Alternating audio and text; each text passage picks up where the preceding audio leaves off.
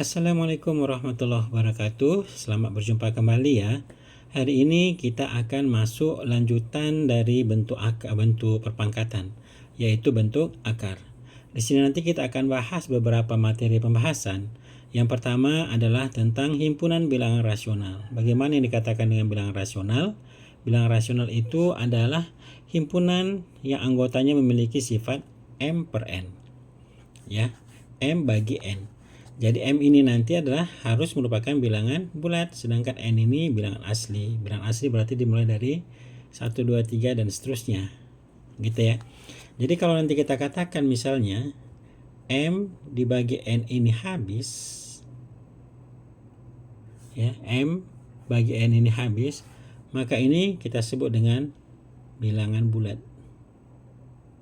Tapi kalau nanti M per N ini ya ada sisa, ya ada sisa, maka ini kita sebut nanti dia atau tidak habis ya, berarti ada sisa, maka ini kita sebut dengan bilangan pecahan ya. Dan ini dua-duanya ini termasuk dalam bilangan rasional. Bisa juga nanti dalam bentuk pecahan campuran ya, bisa juga nanti dalam bentuk misalnya kita katakan A B per C, nah, gitu ya. Ini pun sebenarnya sama juga dengan bentuk seperti ini ya. Nah, jadi ini pun nanti kita sebut dengan pecahan campuran.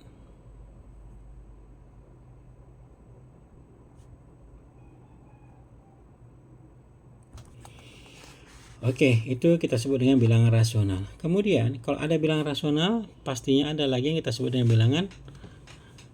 Sebelum kita ke bilangan irasional, ada kita sebut dengan bentuk desimal atau bilangan desimal. Nah, kalau dikatakan dia bentuk desimal, itu biasanya disajikan dalam bentuk tanda koma-koma. Ini masih kategori bilangan rasional ya. Seperti itu, bentuk desimal. Lalu bagaimana contohnya? Ya contohnya misalnya bentuk desimal itu nanti bisa berulang, bisa juga enggak berulang ya, atau cukup. Sebenarnya berulang juga. Kalau misalnya kita katakan gini lah, 1/2 ini kan sama dengan 0,5. Ini sebenarnya ada 00-nya di sini kan, 0000 berulang juga ya. Nah, jadi ini juga termasuk bentuk desimal. Kemudian yang lain 2/3. Kalau 2/3 ini kan hasilnya 0,6666 terus, dan biasanya dibulatkan 0,67. Nah, ini juga termasuk bilangan rasional ya. Dan lain-lain lah. Atau mungkin bentuk pecahan yang lain, ini nanti nggak selalu 666, ada juga nanti yang berulang dia 0,148, 148, 148 gitu dan seterusnya. Ini kita sebut dengan bentuk desimal. Oke, kemudian kita masuk yang ketiga, yaitu himpunan bilangan irasional. Ya, irasional. Nah, bagaimana yang dikatakan dengan bilangannya irasional? Ya, jadi dia dikatakan bilangan irasional kalau nanti ada sebuah bilangan dan bilangan itu tidak memenuhi hukum M per N. Nah, gitu ya. Tidak memenuhi hukum seperti itu. Misalnya bilangan irasional itu apa? Misalnya bilangan irasional itu contohnya V. Ya, V yang biasa kita pakai 3,14. Ini sebenarnya sangat panjang sekali ya. 3,1415 kemudian 926, kemudian lanjutannya berapa? 54 dan seterusnya. Ini enggak henti-hentinya, dan bilangannya kalau kita perhatikan, tengok dia tidak pernah berulang terus acak sampai mana nggak tahu. Nah, tapi nilainya tidak berulang. Ini kita sebut dengan irasional. Demikian juga dengan nilai logaritma 2 misalnya.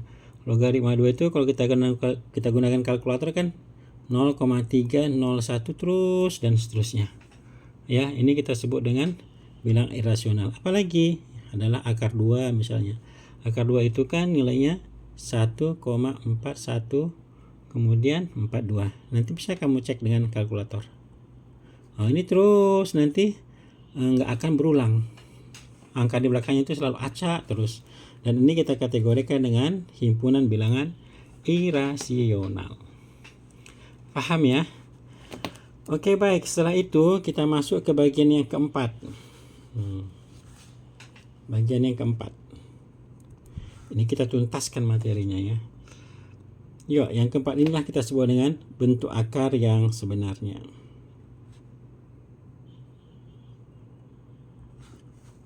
Jadi bentuk akar ini kalau kita perhatikan ya, secara umum bentuk umumnya itu adalah bisa kita tuliskan seperti ini. Saya tidak baca dulu ya. Ya, ini kita sebut bentuk akar. A ini ya, A ini kita sebut dia dengan bilangan pokok. Ya, A kita sebut dengan bilangan pokok. Bilangan pokok.